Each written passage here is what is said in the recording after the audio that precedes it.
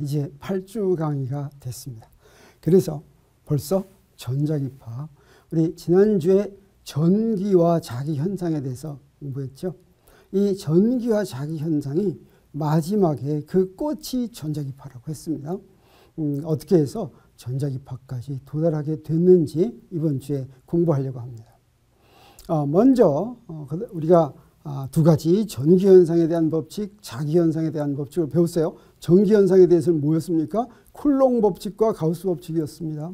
그리고 자기현상에 대해서는 암페어 법칙과 비오사바르 법칙이었죠. 그런데 또 남은 게 있습니다. 그것이 뭐냐면 패러데이 법칙입니다. 그래서 이 패러데이 법칙까지가 전기자기학에서 기본 법칙에 해당합니다. 그러면 이 패러데이 법칙이 어떻게 해서 나왔는지 보겠어요. 우리 전자기학은 전기하고 자기인데 어떻게 여기에 패러데이 법칙이 하나 더 있어야지 되냐면 우리 지난주에 본 것처럼 전기현상과 자기현상을 18세기 말까지는 어떻게 생각했다고 그랬습니까? 서로 독립이라고 생각했다고 그랬죠. 그 얘기는 뭐라고 한마디로 얘기할 수가 있냐면 전하는 전기장을 만들고 전기장에서는 전하만 힘을 받는다.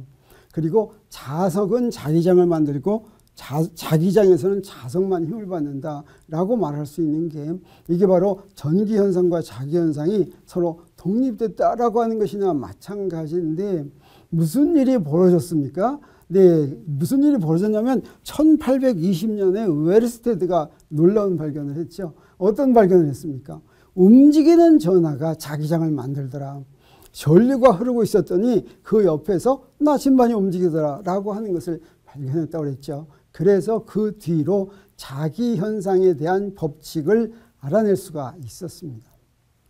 그런데 이것을 듣고 이상하게 생각한 사람이 있었어요. 그게 바로 이제 이건 뭐냐면 여기서는 둘이 서로 독립이라면 이거는 전기와 자기현상 사이에 무슨 관계가 있다고 하는 걸 확실하게 해주는 것인데 이것을 듣고서 의문을 가진 사람이 있었습니다. 그 사람이 누구냐면 바로 패러데이겠어요. 패러데이가 어떤 추측을 했냐면 바로 전에 웨르스테드가 발견한 게 뭐였습니까? 움직이는 전하는 자기장을 만들고 자기장에서는 움직이는 전하가 힘을 받는다라고 하는 것을 발견했는데 자, 그렇다면 이렇게 생각해 봤어요. 자, 그대로 대칭성으로 자, 여기에 대칭적으로 간다면 뭐가 오면 되겠습니까? 움직이는 뭐는 전자기 현상에 두 가지가 있죠. 그래서 전하가 움직이면 전기장이 생기지 않고 자기장도 생긴다고 하면 만약에 이게 성립한다면 이것도 성립하지 않을까? 이게 뭐였습니까? 네, 움직이는 자석은 무엇을 만들고? 네, 여기에 전에 자석은 당연히 주위에 자기장을 만들었죠.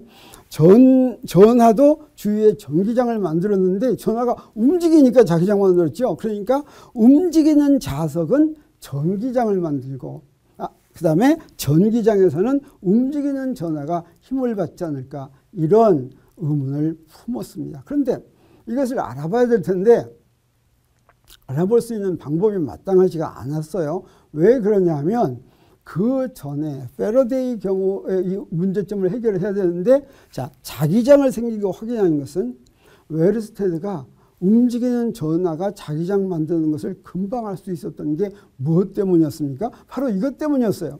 나침반을 이용하면 간단히 자기장 생긴 걸 찾아낼 수가 있었습니다.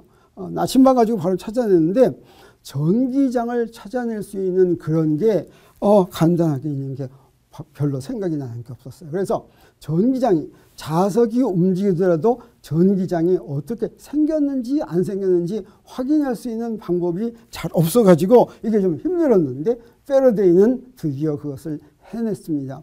무엇 가지고 해냈냐면 이런 거 가지고 해냈어요. 전기 회로인데 이 전기 회로는 뭐냐면 저기 회로가 이렇게 있으면 배터리에 스위치를 ON 하면 전기볼이 들어오죠. 그런데 이 배터리를 ON했다라고 하는 것은 무슨 얘기냐면 이 회로에 전기장을 만들어줬다. 우리가 전기현상에서 배웠죠. 이 전류가 흐르는 것은 전이차 때문에 흐르는데 이 전이차는 어디에서 생기는 거냐면 바로 전기장 때문에 생기는 겁니다. 자, 문제는 뭐였냐면 자기장이 생긴 것은 금방 확인할 수가 있었는데 전기장을 생긴 걸 확인하는 것은 마땅한 장치가 없었습니다. 이것을 패러데이가 해결했는데 어떻게 해결했느냐? 바로 전기회로로 했습니다. 전기회로가 뭐였습니까? 바로 저기 배터리를 알고서 스위치를 닫으면 전기 뿌렸는데 이 배터리가 무엇을 해주는 역할을 하냐면 바로 도선이 있는데 전기장을 만들어주는 것입니다. 그래서 여기에 불이 왔다라고 하는 것은 저기에 전기장이 생겼다라고 하는 얘기가 되겠어요. 그래서 패러데이는 어떻게 생각을 했냐면 바로 아무것도 없는 공간에 배터리가 없는 회로를 갖다 놓으면 그러면 전기장이 생긴 것을 확인할 수 있지 않을까 이렇게 이제 추측을 했어요. 그래서 진짜로 해봤습니다. 그랬더니 어떻게 됐느냐? 그렇습니다. 저 이렇게 회로가 있는데 저기에 배터리는 하나도 이제 없어요. 저기에 뭐만 붙여놨냐면 검유계라고 부르는 갈바노미터라고 부르는 것을 저렇게 연결을 해놨습니다. 그 갈바노미터는 굉장히 작은 전류도 측정해내는 그런 장치가 되겠어요. 근데 그 위에서 그 옆에서 이렇게 자석을 움직였더니 검유계의 바늘이 움직이는 것을 확인할 수가 있었습니다. 그래서 배터리 붙이지도 않았는데 이렇게 움직인다고 하는 것은 처음에 추측한 거나 마찬가지로 자석이 움직이면 자기장이 생긴다라고 하는 것을 알 수가 있다는 것이죠. 그래서 자석이 전기장을 만드는 걸 확인했습니다. 그러면 이걸 가지고 이제 수식화해서 법칙을 만들어야 되겠죠. 그래서 더 확인을 해봤습니다. 여기에 이런 폐회로가 있다고 한다면 폐회로는 뭐예요? 지금 여기 배터리는 없죠. 그냥 끊어진 데가 없는 회로입니다. 자, 여기에서 이렇게 자석을 움직여줬어요. 움직여줬더니 여기에 진짜로 유도전류가 이렇게 흐르는 것을 알 수가 있는데 이때 그러면 무엇 때문에 이 유도전류가 흐르게 만드는 또는 그 기전력이 생기게 만드는 그게 도대체 무엇일까? 여기에 전기장이 생기게 한 그 핵심되는 이유는 무엇일까 하는 걸 봤습니다. 이 얘기는 무슨 얘기냐면 여기에 지금 전류가 흐른다라고 하는 것은 배터리를 붙이면 배터리가 기전력이라고 그랬죠. 근데 실제 기전력이 아니라 자석만 움직여줬더니 생기는 기전력, 이런 기전력을 뭐라고 부르냐면 유도기전력이라고 부르고 이때 흐르는 전류를 뭐라고 부르냐면 유도전류다 이렇게 부릅니다. 그래서 이 유도기전력이 생기는 직접 요인이 무엇인가 하고 이리저리 찾아봤습니다. 많은 걸 이렇게 해가지고 찾아봤더니 드디어 알아냈어요. 그게 바로 뭐냐면 자기장 선속이었습니다. 자기장은 안 바뀌더라도 자기장 선속이 바뀌면 그러면 유도전류가 생기는 거예요. 자, 그러면 자기장 선속이 바뀌게 하려면 물론 자기장이 바뀌면 자기장 선속이 바뀌겠죠. 자기장 선속이란 우리 전기장 선속할 때하고 똑같은 것입니다. 전기장 선속은 뭐였어요? 전기력선이 어떤 면을 지나갈 때 그 전기력선의 수였죠. 여기도 마찬가지입니다. 회로가 만드는 면을 자기력선이 지나갈 때 그 자기력선의 수, 그게 바로 자기장 선속이라고 할 수가 있겠어요. 봤더니 자기장 선속의 변화가 유도 기전력을 만들더라고 하는 것이죠. 그래서 이게 바로 패러데이 법칙입니다. 저기에 있는 5B가 뭐냐면 자기장 선속이 되겠어요. 저기에 있는 E가 저 E자예요. E가 뭐냐면 유도 기전력인데 이게 바로 유도 기전력은 어떻게 생기냐면 자기장 선속의 시간에 대한 변화율, 시간으로 미분한 거, 그게 바로 자기장 선속이다라고 하는 것이죠. 그러면 이걸 보면 앞에 마이너스 부호가 있죠. 이 마이너스 부호만 특별히 뭐라고 부르냐면 렌츠 법칙이다 이렇게 부릅니다. 렌츠는 러시아 과학자예요. 이 저 마이너스 부호의 의미를 찾아낸 사람이 렌츠여서 렌츠 법칙이라고 이렇게 부른다라고 하는 것이죠. 그래서 자, 여기에 뭔가 자기장 선속이 바뀌기만 하면 저런 유도기전력이 생긴다라고 하는 걸 알아냈습니다. 그러면 자기장 선속이 바뀌는 방법이 무엇이 있을까 한번 보도록 하겠어요. 패러데이 법칙이 이렇게 생겼는데 저거를 우리 어떻게 쓸 수가 있냐면 자기장 선속이란 어떤 폐회로가 있으면 그 폐회로에 대해서 자기장을 면접분한 거, 이게 바로 자기장 선속이죠. 네, 이게 자기장 선속입니다. 그랬을 때 이게 바뀔 수 있는 방법은 무엇이 있을까? 저게 바뀌려면 어떻게 하면 되겠습니까? 당연히 뭐가 바뀌면 저 안에 있는 자기장이 바뀌면 자기장 선속이 바뀌죠. 두 번째는 뭐냐면 저 적분을 하는데 적분 폐회로가 바뀌면 형태가 바뀌더라도 선속이 바뀌겠죠. 형태가 바뀌어서 넓이가 더 커지면 어떻게 되겠습니까? 자기장 선속이 바뀌죠. 그리고 또 있습니다. 세 가지. 이거 뭐냐면 조기에 저 B하고 DS하고 스칼라곱이죠. 저 스칼라곱은 뭐냐면 BDS 코사인 세타입니다. 그래서 세타가 바뀌어도 네, 그래도 자기장 선속이 바뀐다 이렇게 얘기할 수가 있기 때문에 무엇이 바뀌든 간에 꼭 자기장만 바뀌지 않더라도 자기장 선속이 바뀌면 이게 성립한다라고 하는 것을 알아냈습니다. 그러면 그렇게 바뀌었을 때 유도 기존적은 사실은 뭐냐면 우리 앞에서 전기 배울 때 어땠습니까? 전기 배울 때 전기력 포텐셜 에너지로 표시할 수 있었는데 그렇게 표시할 수 있었던 이유는 바로 뭐냐면 한 바퀴 삥 둘러서 적분을 할 것 같으면 이런 폐곡선에 대해서 적분하면 0이 될 때 그럴 때 전기력 포텐셜 에너지로 이제 표시한다고 그랬죠. 자, 그래서 이 전기장은 무엇 때문에 생긴 것이냐면 전하들 때문에 생긴 것입니다. 전하들 때문에 생긴 전기장은 항상 이런 성질을 만족합니다. 그래서 이거는 폐곡선에 대해서 다 적분하면 0입니다. 그런데 아까 자석을 이렇게 움직여주면 자기장 생긴다고 그랬죠. 그 자기장 생긴 건 어떤 특징을 갖고 있느냐. 그것은 폐회로에 대해서 적분하더라도 그걸 유도전기장이라고 부르는데 이것은 폐회로에 대해서 적분을 하더라도 어떻게 되냐면 0이 아닙니다. 0이 아니에요. 바로 이것이 바로 유도기전력의 역할을 한다라고 하는 것이죠. 그래서 이것처럼 폐회로에 대해서 적분하더라도 0이 안 되는 그것이 유도기전력으로서 행동을 합니다. 그러면 이 패러데이 법칙을 우리 어떻게도 표현할 수가 있냐면 적분으로도 표현할 수가 있습니다. 그래서 아까 다 한 것이지만 자 저기에 이렇게 온다고 한다면 저기에서 자기장은 B라고 했을 때 저 선속을 어떻게 표시할 수가 있었어요? 저 폐회로에 대해서 이런 선적분으로 표시할 수가 있었죠. 그 다음에 유도기전력은 어떻게 표시합니까? 네, 이 E에 대한 선적분으로 표시할 수가 있었죠. 그래서 이것을 우리가 아까 본 패러데이 법칙 이렇게 생겼는데 여기다가 집어넣으면 어떻게 되겠어요? 여기다 집어넣으면 네, 좌변은 요 선적분이 되겠고 우변은 네, 요 놈에 요 자기장 선속에 대해서 시간으로 미분한 거 이렇게 되죠. 이걸 뭐라고 얘기하냐면 패러데이 법칙을 우리가 적분으로 표현했다 이렇게 이야기를 합니다. 그런데 이 패러데이 법칙만 이렇게 적분으로 표현되는 게 아니라 사실은 앞에서 전기현상과 자기현상의 기본 법칙도 전부 다 적분으로 표시될 수가 있었죠. 그게 바로 뭡니까? 가우스 법칙, 암페어 법칙 이런 것도 전부 적분으로 표시될 수가 있었어요. 그래서 한번 정리해서 보겠습니다. 전기장에 대한 가우스 법칙은 어떻게 생겼습니까? 이거였죠. 전기장에 대한 가우스 법칙은 네, 전기장 선속이 뭐하고 같아요?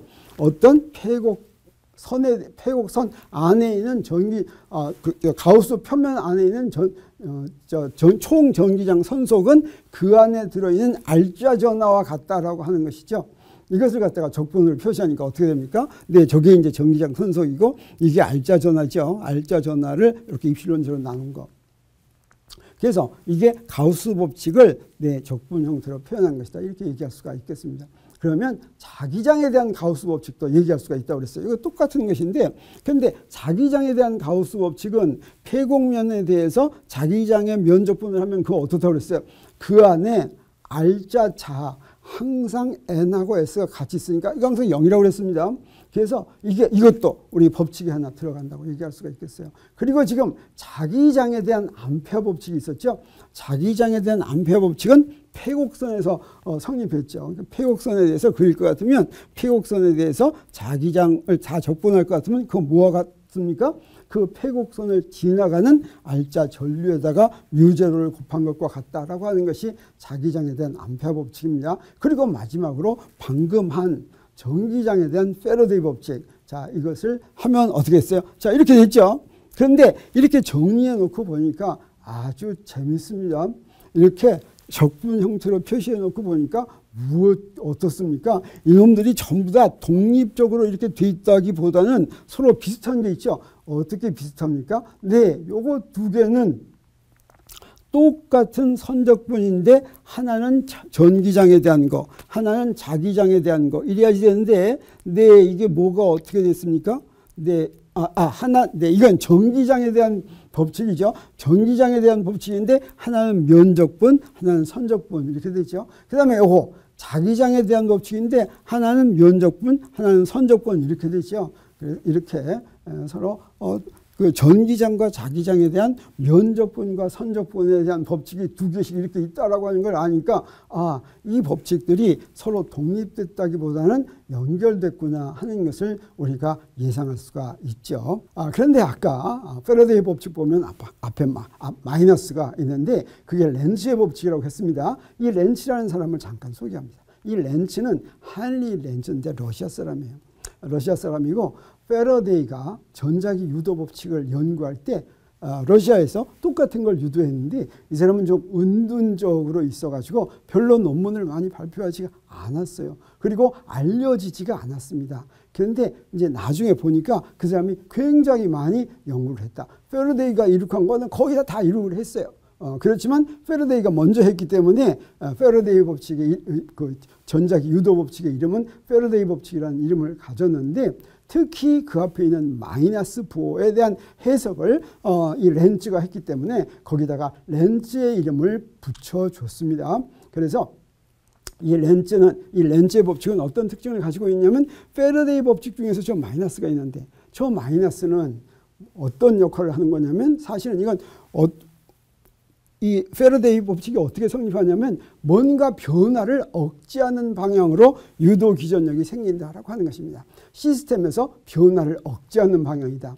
그래서 이 변화를 억제하는 방향은 어떤 의미를 갖고 있냐면 에너지가 보존되는 방향이다라고 하는 의미를 가지고 있습니다. 만약에 변화를 촉진시켜주는 방향으로 전자기 유도가 일어난다면 에너지가 유입되는 막 점점 더 커지더라도 괜찮은 그런 일이 벌어지는데 그렇지 않고 내 방해에서 에너지가 보존되기 위한 것이다 라고 하는 것을 밝힌 사람이 바로 렌츠가 되겠어요. 그래서 이 마이너스 부호만을 렌츠 법칙이다 이렇게 부릅니다. 그러면 이 렌츠 법칙을 한번 연습해 보겠어요. 이 렌츠 법칙 가지고서 전자기 유도가 어떻게 일어나는지 우리가 금방금방 찾아낼 수가 있습니다. 자, 여기에 폐회로가 이렇게 있고 자석을 어떻게 해요? 이쪽으로 안으로 들여다보네요. 안으로 들여다보면 여기에 있는 이 폐회로에 유도전류가 흐르는데 유도전류가 어떤 방향으로 흐르겠습니까? 어떤 방향으로 흐르냐면 이런 방향으로 흐릅니다. 이런 방향으로 흐르는 거는 이 변화를 억제하려는 방향인데 어떤 변화를 억제하냐면 자기장 선속이 그대로 있게 하는. 그래서 여기서 저쪽으로 자석을 가운데로 이렇게 가까이 갖고 가면 어떻게 되겠어요? 오른쪽으로 가는 자기장 선속이 늘어나겠습니까? 줄어들겠습니까? 늘어나죠. 늘어나면 그 늘어나는 걸 방해하기 위해서 이 전류가 생깁니다. 이 전류가 만드는 자기장이 이렇게 생기려면 이 내부에서 이쪽 방향으로 생기려면 네, 이렇게 시계 반대 방향으로 흘러야 된다라고 하는 거죠. 그러면 이렇게 늘어나는 걸 이게 상쇄해 주는 방향으로 생긴다라고 하는 거죠. 그러면 이번에는 반대 방향으로 자석을 움직이면 어떻게 될까? 근데 반대 방향으로 자석을 움직이면 좀 이렇게 빼주는 거예요. 이렇게 빼주면 어떻게 되겠습니까? 빼주면 오른쪽 방향으로 자기장 선속이 감소하겠죠. 왜? 듬성듬성해지니까 감소하죠. 그럴 때는 유도전류가 어떻게 흐르느냐? 반대 방향으로 흐릅니다. 이렇게 내려오는 방향으로 흐르는데 그러면 이 내려오는 방향으로 유도전류가 흐를 때는 요 유도전류 때문에 만들어지는 자기장 방향이 저쪽에서 안쪽 방향이라고 하는 거죠. 저기서 안쪽 방향이 줄어드니까. 그리고 사실은 이런 방향으로 들었을 때 이걸 하나의 자석으로 보자면 어떤 극이 생기는 거나 마찬가지냐면 자, 이쪽이 S극이 생기고 이쪽이 N극이 생기는 거나 마찬가지예요. 그래서 저기에 지금 N극이 있으니까 저 빠지면 이쪽에 N극이 생겨가지고 빠지지 못하게 이렇게 만들게 유도전류가 생긴다. 이렇게 얘기할 수가 있습니다. 자, 그러면 여기는 다른 경우를 보겠어요. 우리 이제 자기장이 안 변합니다. 자기장이 안 변하는데 여기에 폐회로가 있다면 이 폐회로의 한쪽 끝을 움직이게 만들어가지고 이렇게 움직여줘요. 그러면 어떻게 되냐? 넓이가 커지죠. 어느 쪽으로 가면 넓이가 커집니다. 넓이가 커지면 저 폐회로를 지나가는 저기서 X표는 뭐냐면 자기장이 저 종이 아래로 안으로 들어간다는 뜻이에요. 점점 들어가게 더 많아지죠. 그러려면 유도 전류가 어떻게 흘러야지 되냐면 자, 이런 방향으로 흘러야 된다고 하는 거죠. 자, 이런 방향으로 흐르면 어떻게 되느냐?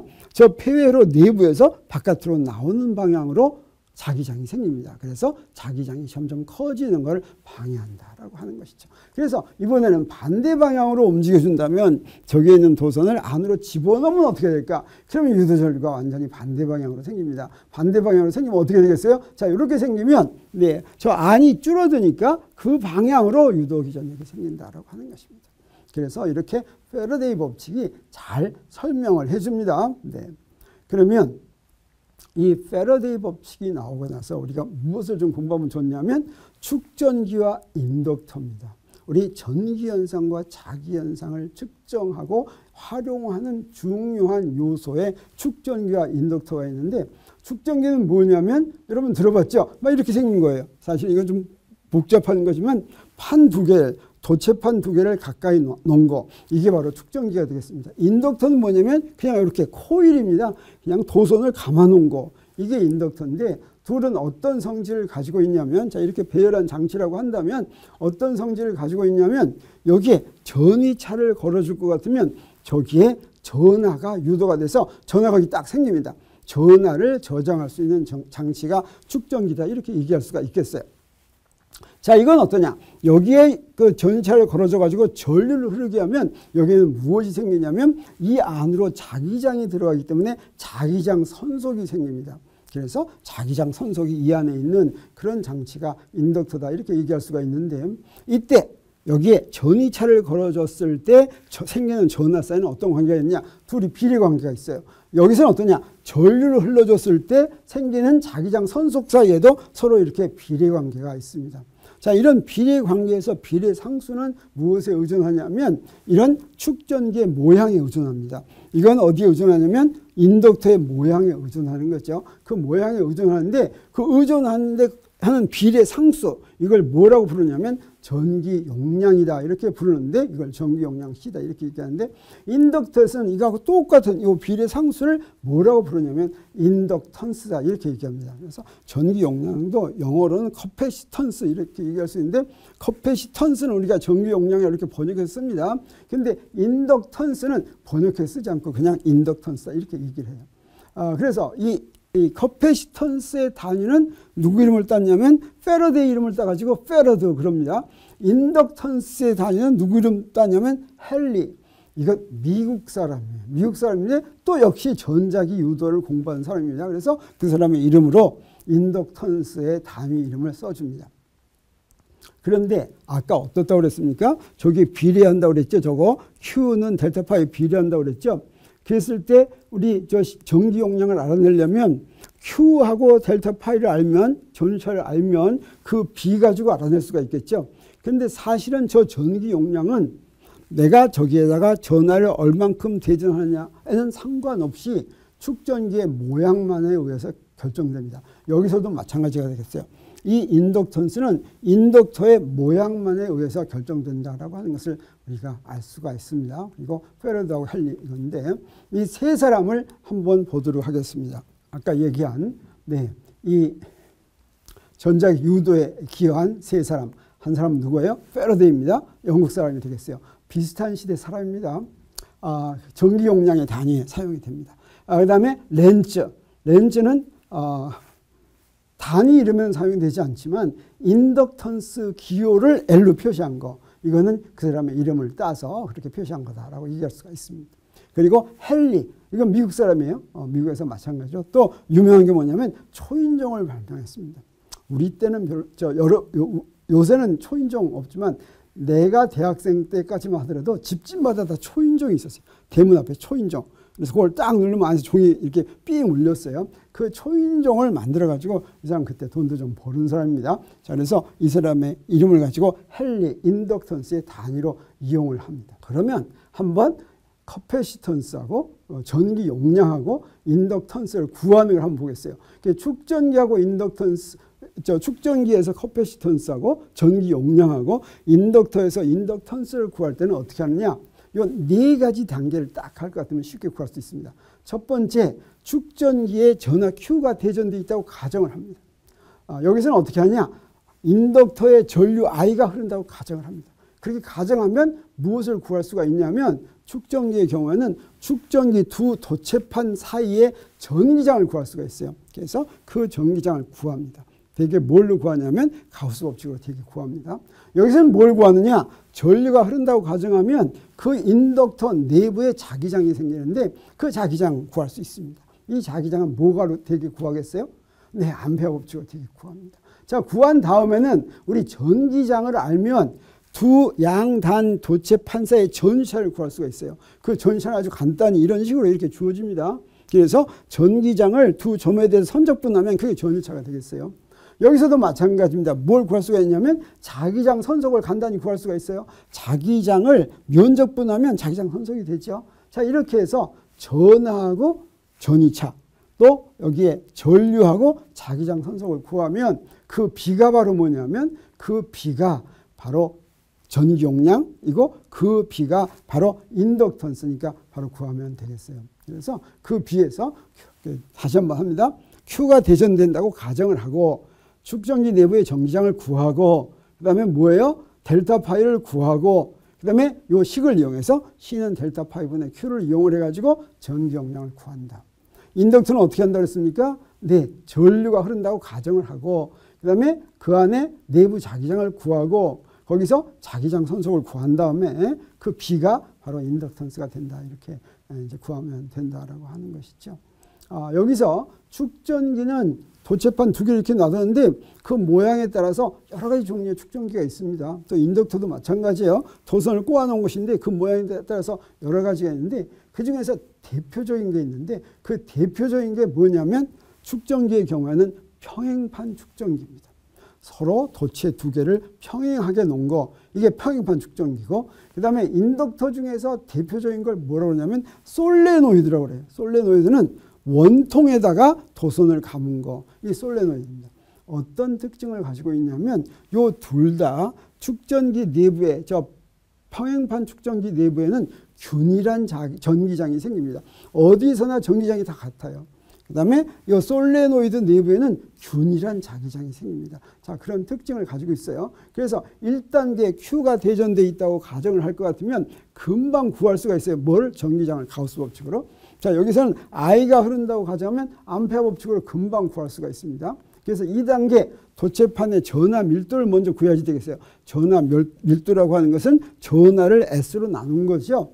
그러면 내부 전기장은 우리 가우스 법칙으로 구할 수가 있는데 여기에 입실론 제로분의 시그마, 이 전하 밀도죠. 그게 바로 내부 전기장이 되는데 여기에서 자기장은 어떻게 하냐. 자기장은 이렇게 구합니다. 여기에 단위 길이당의 가문수를 L분의 N, 이 라지 N은 총 가문수예요. 이거를 L로 나누면 단위 길이당 가문수가 나옵니다. 자, 요걸 가지고 어떻게 표시를 했냐. 내부 자기장은 이렇게 μ0 Ni 이렇게 표시됩니다.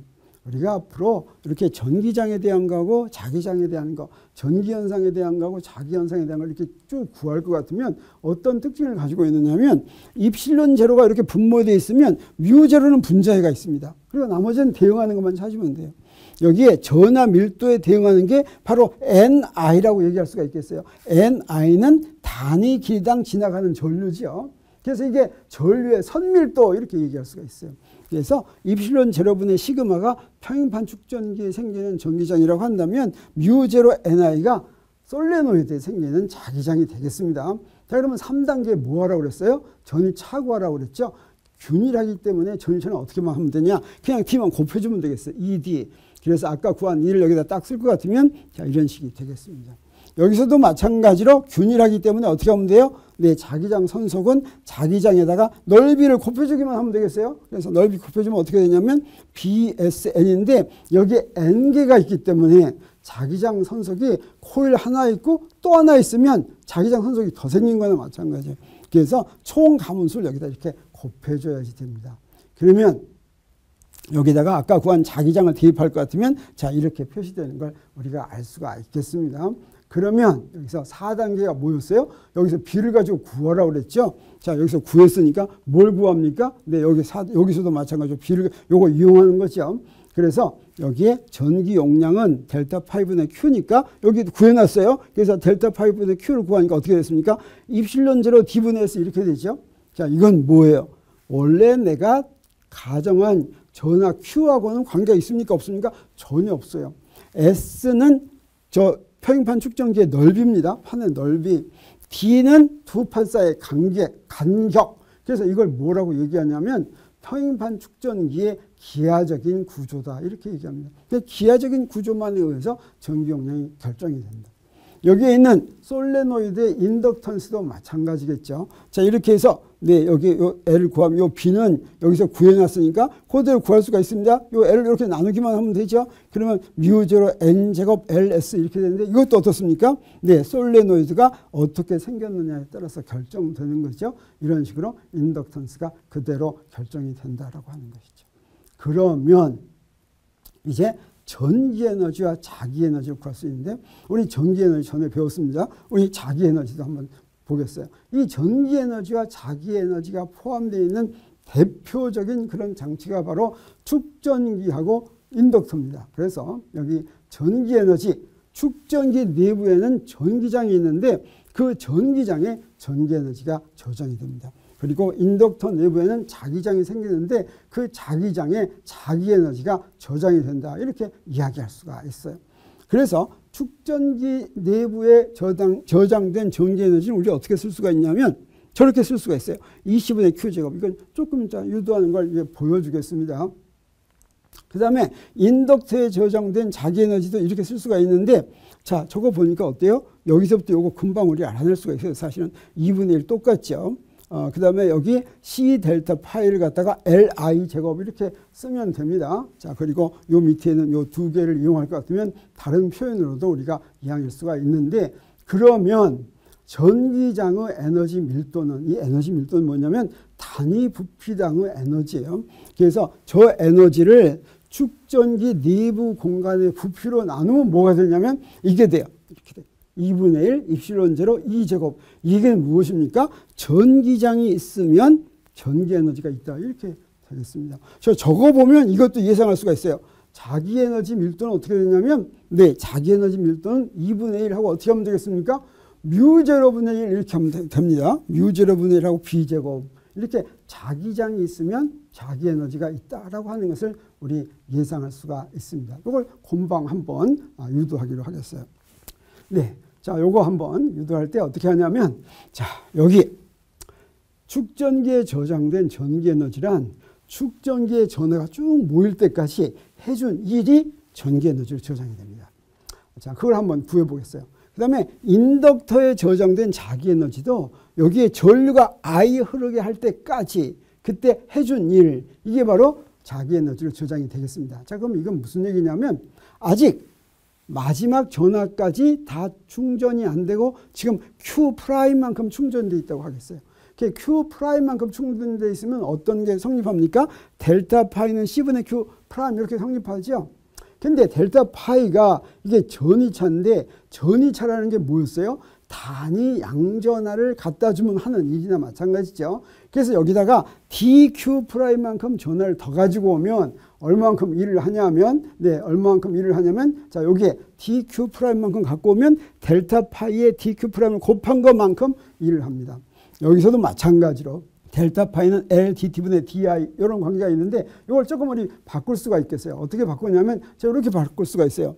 델타 파이 DQ는 요거는 요거 이제 DT분의 DI죠. DT분의 DI하고 여기다 DQ를 여기 양쪽에다가 1이라고 하는 것은 델타 파이에다 DQ를 곱해주는 거니까 이거 곱했어요. 여기다 곱했습니다. 그리고 이렇게 돼 있는데 여기 그대로 있죠. 요 놈을 어디로 바꾸냐? 이쪽으로 갖고 오겠어요. 이쪽으로 갖고 와.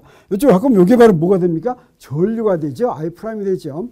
그래서 저 Q'일 때까지 에너지 저렇게 된다면 여기에 전류가 있을 때는 Li', Di' 이렇게 되는데 자, 요걸 갖다가 어떠냐? 제로에서부터 마지막 전압까지 또는 제로에서부터 마지막 전류까지 다 이렇게 더해주면 됩니다. 더해주는 게 적분이죠. 그래서 여기에 적분을 하겠어요. 그래서 거기에 저장된 에너지는 해준 2라고 같은데 해준 1은 뭐와 같으냐? 바로 저기 저 가운데 있는 DW를 다 적분해주면 C분의 Q'을 적분하면 2분의 Q' 제곱이 되죠. 그래서 2C분의 Q 제곱 이렇게 됐습니다.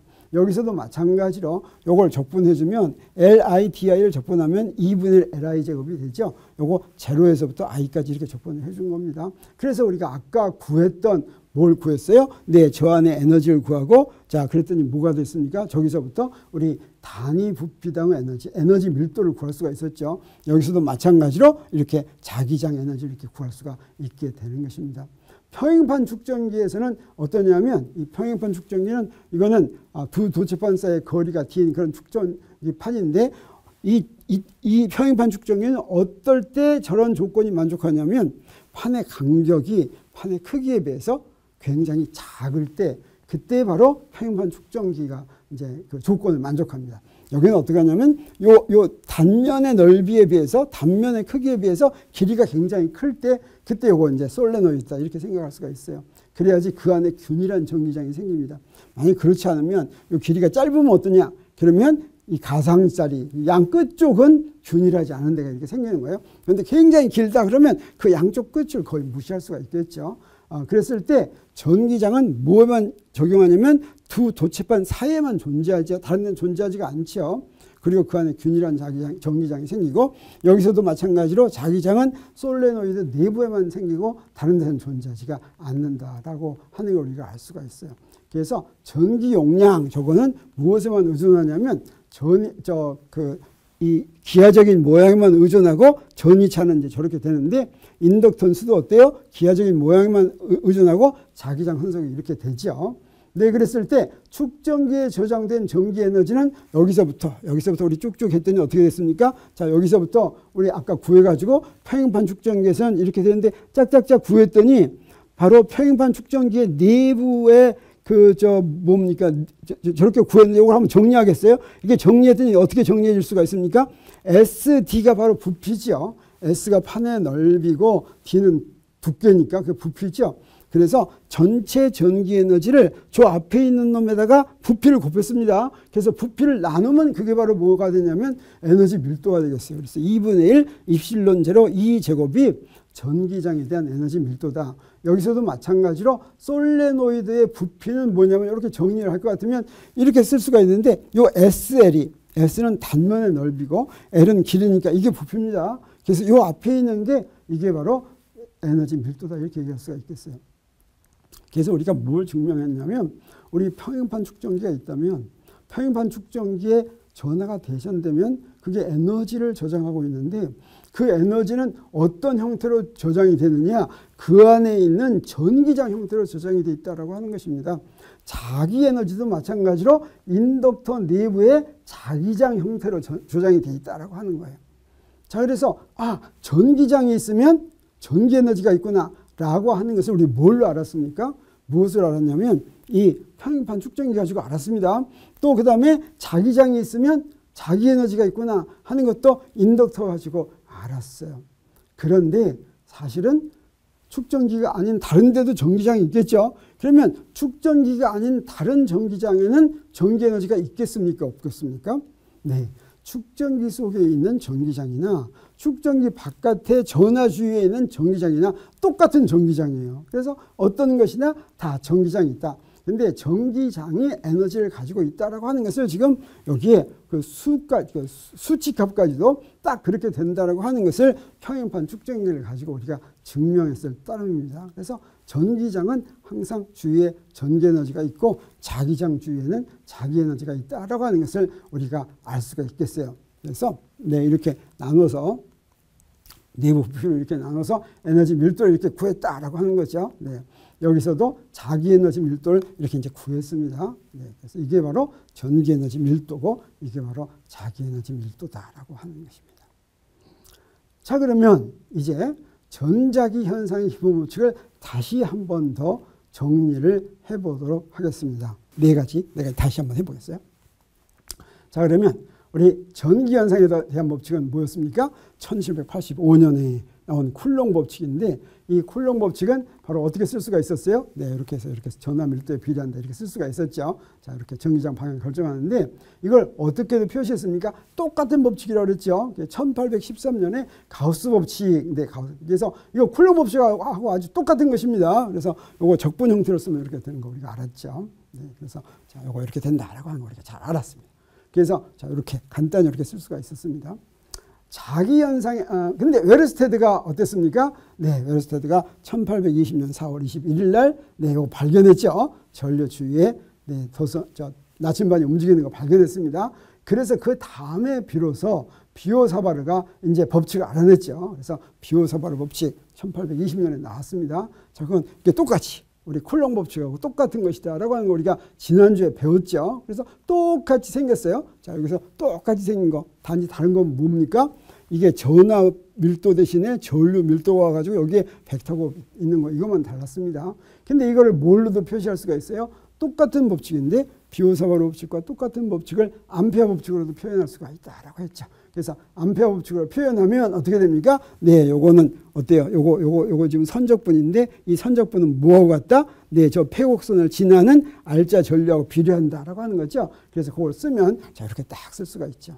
그리고 마지막으로 뭐가 있었냐면 패러데이 법칙이 있었습니다. 자, 패러데이 법칙은 자, 여기 이렇게 자석을 움직여주면 생기는 거였는데 패러데이 법칙을 적분을 표시했을 때는 이렇게 되고 이걸 갖다가 적분이 아닌 걸로 표시하면 이렇게 되는 걸 이렇게 알았습니다. 이걸 정리할 것 같으면 전자기 현상의 기본 법칙은 가우스 법칙 이렇게 쓰고 그 다음에 암페어 법칙 이렇게 쓰고 그 다음에 패러데이 법칙 이렇게 쓰고 그 다음에 어때요? 자기장에 대한 가우스 법칙도 하나 써주는 게 좋았죠. 그래서 이렇게 딱 썼어요. 그래서 아까도 봤지만 한 번 더 보면 너무나 그럴듯하죠. 근데 이 네 가지 법칙에서부터 무엇이 나오냐면 맥스웰 방정식이라고 하는 걸로 정리를 했습니다. 이 맥스웰이라는 사람이 어떻게 해서 갑자기 나왔냐면 아까 어땠어요? 패러데이 법칙까지 영국 사람 나왔었죠. 근데 그 패러데이보다 한 20년 늦게 태어난 맥스웰이라는 사람이 있는데 네, 같이 영국 사람입니다. 거의 같은 시대에 살았어요. 같은 시대에 살았는데 네, 보니까 어떻습니까? 20년이 아니라 한 40년 차이가 나네요. 한 40년. 그래서 맥스웰이 한참 활동할 때는 어땠습니까? 패러데이는 늙었죠. 거의 치매에 걸리고 그랬는데 누가 더 먼저 죽었습니까? 네, 패러데이가 더 먼저 죽었네요. 맥스웰은 늦게 죽었는데 맥스웰은 아주 이른 나이에 죽었습니다. 48살 때가 빨리 죽었어요. 암 걸려가지고. 네, 그래서 근데 둘은 굉장히 차이가 있어요. 하나는 패러데이는 런던의 빈민가 출신입니다. 그래서 공부를 하나도 안 했어요. 20살 때까지 공부를 하나도 안 하다가 갑자기 발탁이 돼가지고 정말 굉장히 많은 업적을 남겼습니다. 그런데 맥스웰은 어떠냐? 여기는 상류층에서 태어났어요. 그래서 어려서부터 가정교사가 붙었어요. 아주 어려서부터 논문 썼습니다. 그리고 케임브리지 대학에 가가지고 막 공부 굉장히 잘해서 논문 많이 써가지고 이 사람은 어떤 일을 했냐면 패러데이가 주로 직관으로 전자기 현상의 방향을 제시했다면 사실은 전자기 현상은 당시 굉장히 어려운 현상이었어요. 전자기 현상은 도선 안에서 전하가 움직이는 거죠. 이건 무엇을 알아야 되냐면 도선 안의 내부 구조, 도선이 원자와 분자로 어떻게 이루어졌는가 하는 걸 알아야지 제대로 이해할 수 있을 텐데 사실은 원자나 분자에 대해서 알게 된 게 20세기에 들어와서입니다. 이때는 모를 때였어요. 그래서 전하가 전류가 도대체 어떻게 존재하는지도 전혀 모를 때 전자기학이 완성이 된 것입니다. 물질 속에서 전하가 어떤 모양으로 있는지 전혀 모르는데도 불구하고 완성됐어요. 자, 그것을 그 물질 바깥에서 관찰한 사실만 가지고 수학을 가지고 수학과 논리를 가지고 법칙을 알았는데 그 법칙이 바로 무엇으로 정리가 되냐면 맥스웰 방정식이다라고 하는 것을 정리가 됩니다. 그래서 이 맥스웰 방정식은 그 앞에서 쿨롱, 가우스, 비오사바르, 암페어, 패러데이 막 이렇게 여러 사람들이 실험에 의해서 알아냈던 법칙들을 하나로 정리해서 맥스웰 방정식이다 이렇게 부르는 거예요. 그래서 전자기학이 뭡니까? 전자기학의 가장 기본되는 법칙이 무엇입니까? 그러면 쿨롱 법칙이고 패러데이 법칙이고 이렇게 얘기하지 않고 맥스웰 방정식입니다. 이렇게 얘기합니다. 그럼 맥스웰 방정식은 무엇으로 이루어졌느냐? 쿨롱 법칙, 암페어 법칙, 패러데이 법칙 이걸로 이루어진 거예요. 자, 그러면 맥스웰이 어떻게 해서 그런 평가를 받게 되는지 보기로 하겠습니다. 그래서 한 번 더 네, 전자기학의 기본 법칙을 쓰면 네, 이게 써야지 이거 확실히 알 수가 있습니다. 자, 전기현상에 대한 가우스 법칙, 자기현상에 대한 가우스 법칙, 전기현상에 대한 암페어 법칙, 자기현상에 대한 패러데이 법칙 이렇게 있죠. 이것들이 어떻습니까? 이제 이렇게 지금까지 쭉 보니까 너무너무 공통점이 많죠. 그래서 자, 여기서 자, 이걸 이해하려면 자, 이걸 맥스웰 방정식으로 만들려면 우리 수학을 좀 알아야 됩니다. 우리 벡터를 알아야 되는데 이 벡터가 어떻습니까? 여러 가지 좌표계로 표현을 하죠. 이 좌표계로 표현할 때 그 좌표 중에서 벡터라고 하는 것은 추상적인 거여가지고 이거 뭐 어떤 좌표계로 표현해야 됩니다. 그랬을 때 가장 쉬운 좌표계가 바로 뭐냐면 직각좌표계. 또 직각좌표계 말고 뭐도 있었습니까? 원통좌표계도 있고 구면좌표계도 있죠. 자, 여기서는 그것까지 다 하려면 복잡하니까 가장 쉬운 것만 대표하겠어요. 그래서 이 위치 벡터를 직각좌표계로 표시하면 이렇게 됩니다. 그 다음에 미분을 한 거, 이거 변이 벡터라고 하는데 이 변이 벡터를 표시하면 이렇게 됩니다. 이거 대표했다라고 하는 거예요. 계산하려면 좌표계에서 이렇게 대표를 해야 됩니다. 그 다음에 미분인데 벡터 미분이 있어요. 그걸 벡터 미분 연산자라고 하는데 이 벡터 미분 연산자는 이렇게 세모 거꾸로 세운 걸 이렇게 표시합니다. 이걸 델 이렇게 읽어요. 이 델이라고 하는 연산자는 여기 미분인데 여기 미분에 여기 꼭 저 올챙이처럼 돼 있죠. 이게 편미분입니다. 그래서 독립변수가 여러 개면 여기서는 독립변수가 3개죠. 지금 그 공간에 대해서는 그러면 이 x로 미분하면 y하고 z는 상수로 취급하는 거예요. y로 미분하면 x하고 z를 상수로 취급하고 z로 미분하면 x하고 y를 상수로 취급하는 거. 그래서 x로 편미분해서 x방향, y로 편미분해서 y방향, z로 편미분해서 z방향을 주는 거. 이것을 벡터 미분 연산자라고 하는데 이것이 굉장히 중요하게 이용이 됩니다. 그래서 그레디언트란 벡터 미분 연산자에다가 스칼라 함수를 이렇게 곱하는 거예요. 그러면 여기다 이렇게 싹 곱하기만 하면 돼요. 자, 요거는 뭐냐? 결과적으로 벡터가 됩니다. 근데 벡터 미분 연산자에다가 뭘 할 수도 있냐면 벡터 함수를 곱할 수도 있어요. 그러면 벡터하고 벡터 곱하면 두 가지가 나오죠. 그래서 이렇게 벡터가 되게 곱한 거, 이걸 컬이라고 합니다. 벡터가 되게 곱하면 이거 A 크로스 B 한 거하고 똑같은 방법으로 한 거예요. 자, 이렇게 할 수가 있고, 그 다음에 뭐도 할 수가 있냐면 다이버전스. 이 벡터 미분 연산자하고 벡터 함수를 스칼라 곱되기 한 거를 다이버전스라고 부릅니다. 이거 이름이에요. 그래서 그레디언트, 컬, 다이버전스, 이건 이름입니다. 네, 이건 다이버전스는, 그레디언트는 그래서 벡터 미분 연산자에다 스칼라 함수를 곱했다라고 하는 것이고, 그 다음에 컬은 벡터 미분 연산자에다가 벡터 함수를 곱해가지고 벡터 곱을 했다는 거, 다이버전스는 스칼라 곱을 했다라고 하는 뜻이 되겠어요. 근데 스칼라 곱하면 이렇게 됩니다. 이렇게 그 다음에 여기에 뭐를 할 수가 있냐면 라플라시안, 그래가지고 이 벡터 미분 연산자를 두 번 델, 덧, 델 이렇게 할 수도 있어요. 그러면 델, 덧, 델 하면 이건 스칼라가 되겠죠. 근데 스칼라가 되면 여기에 라운드 x제곱분의 라운드 제곱 더하기 라운드 y제곱분의 라운드 제곱 그다음에 라운드 z제곱분의 라운드 제곱하고 f를 이렇게 쓴 거, 이게 바로 라플라시안을 한 것입니다. 그런데 이거 가지고 중요한 수학적인 관계식이 있습니다. 그걸 뭐라고 부르냐면 스톡스 정리와 다이버전스 정리라고 하는데, 우리가 앞에서 스톡스 정리는 한번 했었어요. 뭐 할 때?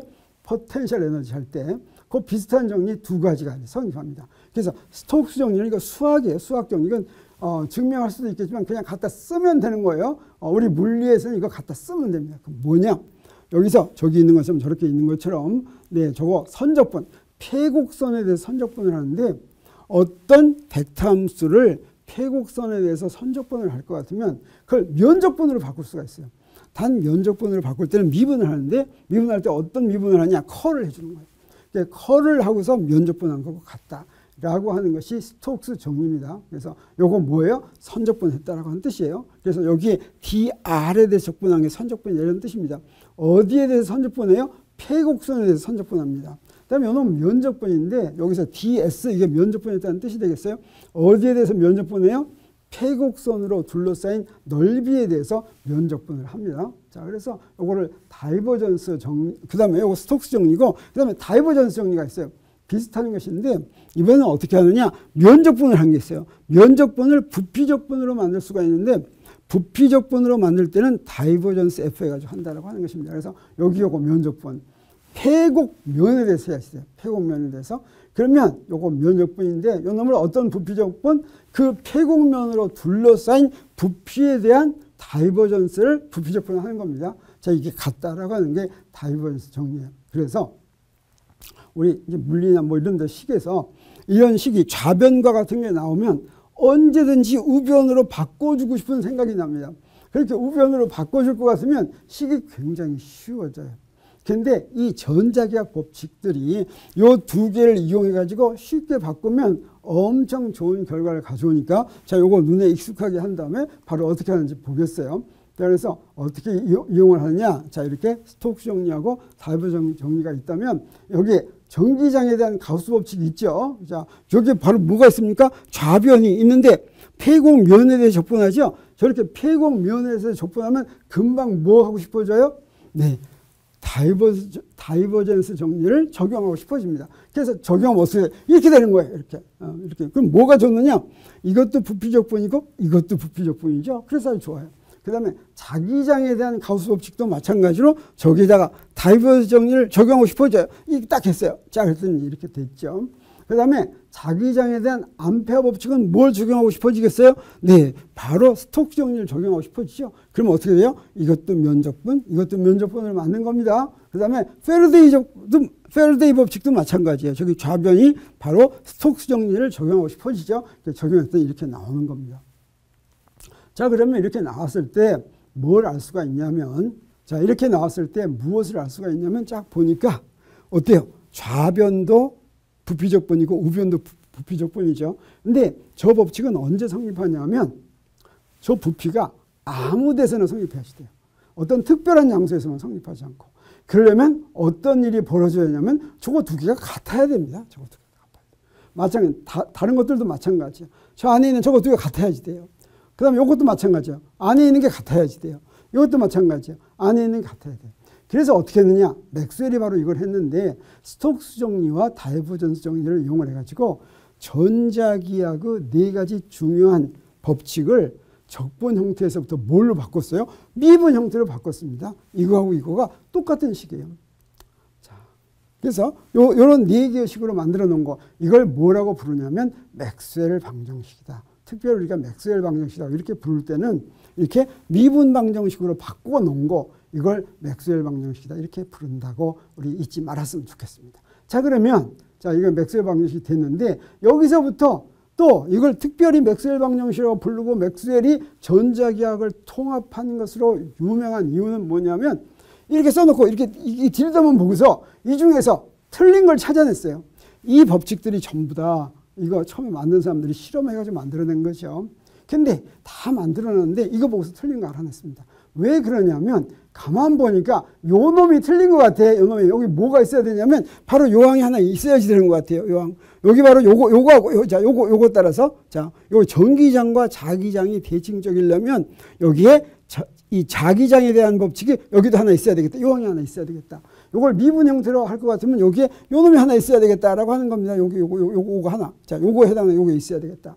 그래서 다시 써놓으니까 맥스웰 방정식을 전기장 현상에 대한 거, 그 다음에 자, 요거 전기 현상에 대한 가우스 법칙, 그 다음에 자기 현상에 대한 페러데이 법칙, 이거는 전기장에 대한 거죠. 그래서 전기장에 대한 다이버전스와 전기장에 대한 컬로 이렇게 표시가 됐죠. 그 다음에 자기장에 대한 것도 자기장에 대한 다이버전스와 자기장에 대한 컬 이렇게 표시가 됐죠. 그리고 여기 하나 이렇게 있는 거. 요거는 암페어 법칙인데 암페어 법칙 때 몰랐던 거예요. 자, 요 놈을 뭐라고 부르냐면 여기 뮤제로하고 제가 여기 전류 밀도죠. 전류 밀도. 그래서 여기에 뮤제로하고 이렇게 되어 있는데 이걸 뭐라고 부르냐면 변위 전류 밀도다 이렇게 부릅니다. 이 변위 전류 밀도가 반드시 있어야지만 되겠다. 이 전체를 써놓고 보니까 대칭적으로 봐서도 반드시 있어야 되겠지만 나중에 있어야 된다고 하는 이유를 아주 잘 알 수가 있어요. 그래서 이 변위 전류를 한번 보겠어요. 저 암페어 법칙이 어떻게 생긴 거냐면 이런 거예요. 여기 전류가 이렇게 흐르고 있으면 이때 암페어 법칙이 뭐냐면 여기서 암페어 법칙 적용하려면 먼저 서큘레이션 구했죠. 서큘레이션은 저 전류 주위에서 폐곡선을 그려가지고 구하는 거죠. 이놈이 뭐하고 같다는 거예요? 그 안을 흐르는 총 전류와 같다는 거죠. 그래서 요게 서큘레이션이 뮤제로 아이온과 같다고 하는 이 얘기죠. 그런데 이때 요거 총 전류를 구할 때 이 S는 조건이 뭐냐면 저 폐곡선이 경계인 면이에요. 폐곡선이 경계인 면은 이거 하나뿐이 있는 게 아니라 이런 것도 있을 수가 있어요. 다른 거 그리면 자, 요런 거. 자, 요것도 어때요? 요 폐곡선이 경계죠. 그럼 여기에 대해서 우리가 면적분을 하면 어떻게 했냐? 여기서 역시 아이면 저거 지나가는 거 아이뿐이 없죠. 그래서 저 면을 S1으로 고르든 S2로 고르든 똑같이 I이기 때문에 그래서 이 암페어 법칙 잘 설명한다라고 성립한다라고 하는 거예요. 그런데 이거 좀 곤란한 문제가 하나 있습니다. 어떤 경우냐면 여기에 축전기가 저렇게 있으면 축전기가 이렇게 있더라도 전류가 계속 흐릅니다. 전류가 흐를 때 어떻게 흐르냐? 이쪽으로 전류가 가면 저기는 축전기에 저장된 전하들이 점점 좀 많아지는 거예요. 저기는 마이너스 전하들이 점점 좀 많아지는 거예요. 그러면서 전류가 그대로 흘러요. 근데 이때는 원래 처음 형태로는 암페어 법칙이 성립하지가 않습니다. 왜 그러냐면 여기서 서큘레이션을 구하면 서큘레이션 똑같죠. 서큘레이션 항상 똑같아요. S1을 지나는 거에 대해서는 I 똑같아요. 근데 S2를 이렇게 만들어 놓으면 어떻게 돼요? S2를 지나가는 전류는 진짜 전류는 없죠. 그래서 어떻습니까? 면을 S1으로 만드느냐 S2로 만드느냐에 따라서 어때요? I가 있다가 없다가 하니까 이 암페어 법칙이 이게 성립 안 하는 것 같죠? 근데 암페어 법칙이 진짜로 성립하려면 어떻게 되겠어요? 저렇게도 성립을 해야 된다고 하는 거예요. 이때 변이 전류가 여기서 역할을 하는 것입니다. 그래서 암페어가 이것을 수정했어요. 그래서 여기에 이런 항을 하나 더 집어넣은 겁니다. 그러면 이게 어떻게 해서 전류가 되느냐? 이게 어떻게 해서 전류가 되냐면 자 여기서 요게 이제 변이 전류 항인데 변이 전류라고 하는 건 뭐를 전기장이 변하면 그게 전류처럼 행동한다 이런 뜻이 되겠어요. 그래서 수정된 암페어 법칙은 여기다 이렇게 변이 전류 밀도를 이렇게 집어넣은 것입니다. 그래서 이 변이 전류 밀도는 어떠냐? 전기장이 변하는 게 옆에 있으면 그것도 다 집어넣어야지 된다고 하는 거예요. 그래서 전기장이 변할 때 이게 바로 전류처럼 행동하는 이유는 뭐냐면 여기에 축전기가 이렇게 있더라도 전류가 계속 통한다고 그랬죠. 그러면 가운데를 볼 것 같으면 가운데에 있는 전기장은 어떻게 구하느냐? 전기장 우리 아까 앞에서 봤죠. 여기에 면전화 밀도가 시그마면 그때 전기장은 입실론 제곱분의 시그마 이렇게 됩니다. 그래서 저 입실론 제곱분의 시그마는 시그마가 S분의 Q 이렇게 되죠. 이걸 시간으로 미분하면 어떻게 되느냐? 시간으로 미분을 할 것 같으면 요거 2를 여기다 이렇게 대입하겠어요. 그러면 요게 되죠. 요게 되니까 요거 입실론 제로는 없어지고 여기 S가 바깥으로 나가죠. 그래서 그걸 딱 볼 것 같으면 어떻게 돼요? S분의 1하고서 DT분의 DQ 했는데 이게 바로 뭐예요? DT분의 DQ가 바로 전류죠. 그래서 전기장이 변하면 바로 그게 전류하고 똑같아요. 그 똑같은 전류를 면으로 나오니까 이게 바로 전류 밀도가 되죠. 그런 전류 밀도에 있는 거하고 똑같다라고 하는 것을 우리가 알 수가 있습니다. 그래서 그런 변이 전류 밀도가 있으면 어떻게 했냐? 저 S1으로 했을 때는 어때요? 저 변이 전류는 생각할 필요가 없죠. 그래서 그걸 계산할 것 같으면 S1을 지나는 전류 밀도를 적분할 것 같으면 그냥 I가 됩니다. 그 다음에 S2를, 요건 0이죠. 거기서는. 저기서는 0이에요. 그 다음에 요런 면을 할 것 같으면 어떻게 됩니까? 요런 면을 할 것 같으면 요 J는 0이고 요게 있죠. 근데 요게 바로 뭐 요건 0이지만 요게 있으니까 요게 어떻게 돼요? 요게 I1하고 똑같이 되죠. I2하고. 그래서 어떻게 됩니까? 네. 저기에 전류가 저렇게 끊어져 있을 때도 암페어 법칙이 성립한다라고 하는 것을 우리가 알겠어요. 이것처럼 암페어 법칙을 맥스웰이 수정을 시켜놨습니다. 자, 그러면 그렇게 수정시켰다는 게 어떠냐면 그렇게 수정을 시켰기 때문에 맥스웰이 전자기파의 존재를 이해할 수가 있었어요. 그게 옛날 형태로 그대로 있었더라면 전자기파 존재를 알아낼 수가 없습니다. 자, 어떻게 해서 그렇게 나오는지 모르겠어요.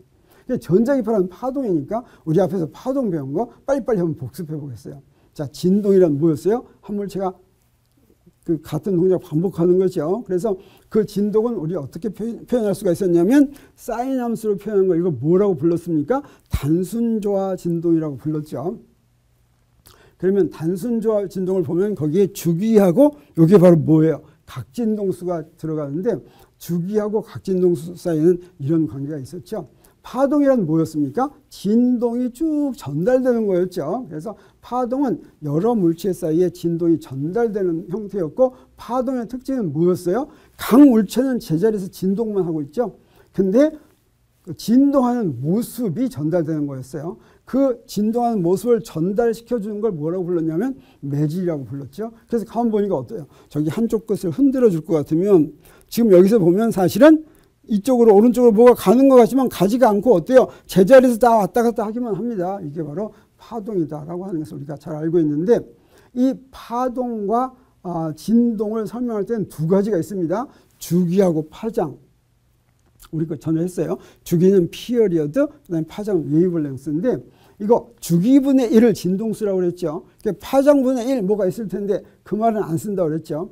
그리고 거기다 2파일 곱해주면 진동수에다 2파일 곱해준 것이 각진동수였는데 여기에다 2파일 곱해준 거 이거 우리가 파수라고 하고 왜 이걸 쓰냐면 우리 파동방정식엔 요게 들어가죠. 요 파수가 들어갑니다. 그래서 파동의 속력을 볼 것 같으면 파장이라고 하는 것이 한 주기 동안에 진행하는 거기 때문에 네, 그걸 이용할 것 같으면 어때요? 파동의 속력은 주기분의 파장인데 그걸 갖다가 우리 뭐라고도 쓸 수 있다고 그랬어요? K분의 파수분의 각진동수라고도 이렇게 쓸 수 있다고 하는 걸 알았습니다. 그리고 파동을 대표하는 식은 이제 이렇게 할 수 있는 거 알았죠. 그러면 여기서부터 파동이 만족하는 식을 우리가 유도할 수가 있었어요. 그거 어떻게 유도했냐면 자, 이걸 갖다가 이제 자, 이게 이제 파동인데, 네, 그래서 이거 이렇게 대표가 되는데, 우리 이거 지난번에 파동할 때 다 했죠. 그냥 넘어갑니다. 자, 이걸 X에 대해서 3번 미분하고 2번 미분하면 이렇게 됐어요. 그 다음에 시간에 대해서 한 번 편미분하고 또 한 번 편미분하면 이렇게 됐어요. 두 개가 똑같죠. 두 개, 뭔만 다릅니까? 요것만 다르죠. 그래서 요 놈으로 나눠가지고 뺄 것 같으면 0이 되는 거. 이게 바로 파동이 만족하는 식입니다. 이걸 갖다가 그래서 이렇게 써놓고서 요거 파동방정식이라고 쓰고 요걸 가만히 봤더니 요게 바로 속도분의 역수예요. 속도의 제곱분의 역수. 그래서 이렇게 쓸 것 같으면 자 요걸 이용할 것 같으면 이렇게 된 거. 그래서 파동방정식을 보면 그 파동의 속도가 이렇게 있다고 하는 것을 우리가 알 수가 있습니다. 그래서 어떤 현상이든지 이런 미분 방정식을 만족하면 그건 파동이구나 이렇게 알 수 있는 방정식이 바로 파동 방정식입니다. 파동 방정식의 특징은 뭐냐면 자, 무엇이든지 x에 대해서 2번 편미분하고 t에 대해서 2번 편미분하고 그걸 빼면 앞에다 뭘 하나 곱해서 그럼 0이 되는 거. 이게 바로 파동 방정식입니다. 파동 방정식은 네, 연속된 매질된 뉴턴의 운동 법칙. 사실은 저거 뉴턴의 운동 법칙에서부터 증명할 수 있는 거 우리가 지난번에 한번 보였었습니다. 그리고 파동 방정식 속에는 속력이 포함이 되어 있다라고 하는 걸 우리가 알 수가 있는데 이것을 3차원 파동 방정식으로 쓸 수가 있습니다. 사실은 파동은 직선으로 쭉 가니까 그걸 축으로 할 것 같으면 1차원 파동 방정식으로 나타낼 수가 있는데 이걸 3차원으로도 나타내면 어떻게 나타내면 되냐면 저 변위를 3차원이니까 x, y, z를 다 여기서 쓸 테니까 변위를 푸사이라고 하면 이걸 벡터로 표시하는 거예요.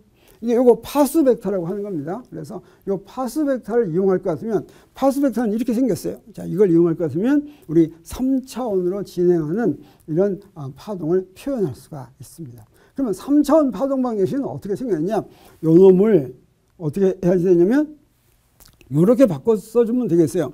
저거는 x제곱에 대한 것만 있죠. 그래서 x제곱분의 1, y제곱분의 1, z제곱분의 1 한 거에 바로 뭐였냐면 라플라시안이었어요. 그래서 저 위치에 대한 2번 미분한 걸 라플라시안으로 바꿀 것 같으면 이거는 3차원 파동 방정식이 나옵니다. 그래서 라플라시안 이렇게 생긴 거였죠. 그래서 1차원이라면 저 앞에 것만 있는데 세 개가 다 있으면 이건 3차원 미분 방정식이 되고 자 파동 방정식을 표현하면 자 이놈이 바로 이걸 만족하는 그런 식이다라고 얘기할 수가 있겠어요. 이게 만족하는지 확인하기 위해서 또 한번 세봤는데 자 이렇게 미분할 것 같으면 만족하는 것을 우리 금방 보여줄 수가 있습니다. 자 이렇게 만족한다라고 하는 걸 우리가 알 수가 있겠어요. 자 그러면 1차원 파동 방정식하고 3차원 파동 방정식 이렇게 두 가지가 있으니까 그대로 할 것 같으면 자 요건 1차원 파동 방식 만족하고 이건 3차원 파동 방식 만족한다는 걸 우리가 금방 알 수가 있는데 자 여기에 3차원 파동 방정식을 여러분한테 소개한 이유는 뭐냐면 맥스웰 방정식에서부터 알아낸 파동 방정식이 바로 이 3차원 파동 방정식이기 때문에 이걸 했습니다. 그래서 맥스웰이 여기서 전자기파를 예언하게 됩니다. 어떻게 예언하게 되느냐? 우리 맥스웰이 뭘 이제 찾아냈습니까? 맥스웰 방정식 찾아냈죠. 그래서 맥스웰 방정식은 어떻게 생겼냐면 자 맥스웰 방정식이 4개씩이나 있어요. 자 요거 지금 미분 방정식이에요. 미분 방정식이다라고 하면 어쩐다고 그랬습니까? 미분 방정식은 종속변수와 독립변수가 있는데 여기서 종속변수는 뭡니까? x, y, z, t가 독립변수예요. 종속변수는 전기장과 자기장이 종속변수입니다. 이걸 풀어서 전기장과 자기장을 알아내는 거. 이게 바로 이 미분 방정식의 목표가 되겠어요. 자, 이걸 푸는 것인데 자, 우리 어떤 경우를 한번 보냐면 전하가 없는데 전하가 없는데. 또 전류도 없는데. 자, 공간이 이렇게 있는데, 자, 저 빨간 게 전하라고 그랬어요. 여기 전류라고 그랬어요. 아무것도 없네. 여기, 자, 여기 전하가 있고, 여기 전류가 이렇게 있는데, 자, 여기는 전하도 없고, 전류도 없어요. 자, 전류도 없고, 전하도 없는 데서는 맥스웰 방정식이 어떻게 변하냐면, 자, 이렇게 맥스웰 방정식이죠. 맥스웰 방정식에다가 전하 있는데, 여기, 전류 있는데, 이걸 다 0으로 놓으면 되겠어요. 자, 그걸 0으로 놓으면 전하도 없고, 전류도 없는 빈 공간에 있는 맥스웰 방정식이 되겠습니다. 이 빈 공간의 맥스웰 방정식을 맥스웰이 풀려고 시도했어요. 자, 그래서 이렇게 빈 공간의 맥스웰 방정식 4개가 있는데 이거 어떻게 푸느냐. 이게 뭐냐면 구해야지 될 종속 변수가 2가지죠. 우리 연립 방정식이 있는데 종속 변수가 여러 개면 어떻게 소거를 해가지고 종속 변수 하나짜리로 만듭니다. 그래야지 풀어지죠. 여기서도 전기장 아니면 자기장을 소거해야지 되겠어요. 그 소거하는 트릭이 바로 뭐냐면 이렇게 하는 거예요. 어떻게 하냐면, 자, 소거하는데 사식, 여기서 사식. 요거 지금 사식은 우리 뭐 하나 소거하려고 그러는 거예요. 지금, 자기장을 소거하려고 하는. 사식을 볼 것 같으면 사식의 컬을 취합니다. 양변의 사식의 컬을 취했어요. 그러면 좌변은 어떻게 되느냐? 좌변은 우리 컬한 거는 자 이렇게 전개를 할 수가 있어요. 그래서 이렇게 전개를 하면 자 이렇게 되는데 이거 그대로 전개하면 다이버전스 E는 저기서 일식에 의해서 0되죠. 그걸 그대로 이용할 것 같으면 저 0되니까 요거 뭐가 돼? 요거만 딱 됩니다. 그 다음에 요거 요 놈은 어떻게 되냐면 자 그 두 번째 거 오식의 우변 저 우변은 어떻게 바꿔 쓸 수가 있냐면 저기에 있는 델하고 델 표시하고 라운드 파셜 t분의 파셜하고 이렇게 바꾸겠어요. 시간하고 위치는 독립이니까 바꿔도 상관없겠어요. 저렇게 바꿀 것 같으면 여기 컬 B가 나오죠. 근데 컬 B는 여기 있죠. 그걸로 바꿔 쓰겠어요. 컬 B는 뭘로 표시되냐면 파셜 t분의 파셜 E 이렇게 표시되죠. 그래서 요거가 바로 전기장으로 이렇게 표시됩니다. 그래서 요 놈하고 요 놈을 오식에다 집어넣는 거예요. 오식에다 집어넣으니까 어떻게 되겠어요? 자, 여기서 오식에 집어넣습니다. 자, 저 2개를 오식에 집어넣으니까 이렇게 같다고 나왔죠. 같다가 나왔으니까 이렇게 이항할 것 같으면 어떻게, 이렇게 나왔죠. 이게 바로 뭡니까? 이게 바로 3차원 파동방정식이죠. 네, 여기에 위치에 대해서 2번 미분하고 시간에 대해서 2번 미분하고 여기 마이너스. 그러니까 이게 바로 3차원 파동방정식이고 전기장이 3차원 파동방정식을 만족한다라고 하는 것을 우리 알았습니다. 자기장이 만족하는 건 우리가 뭘 컬치하면 되냐면 삼식을 컬치하면 똑같이 또 할 수가 있겠어요. 아까하고 똑같이. 그래서 아까하고 똑같이 네 여기 컬을 갖다가 전개하고 뭐 할 것 같으면 이제 이렇게 돼가지고 그대로 할 것 같으면 여기서 뭐가 나오느냐? 뭐가 나오냐면 자 이것처럼 자기장에 대한 파동 방식이 나옵니다. 전기장도 자기장도 전부 다 뭘 만족하냐면 파동 방정식을 만족한다라고 하는 것이죠. 그래서 파동으로 존재해야지만 된다. 맥스웰이 이걸 보고서 전자기파의 존재를 예언했습니다. 당신은 전자기파가 뭔지 도대체 알 수가 없었어요. 근데 전자기파가 존재해야 될 것이다 라고 하는 걸 예언을 했습니다. 그리고 여기서부터 자 이건 그냥 수학으로 푼 거예요. 여기서 더 놀라운 일도 하나 있었는데 자 파동방정식 이렇게 있으면 자 이걸 갖다 이렇게 파동의 속력도 이렇게 알 수가 있죠.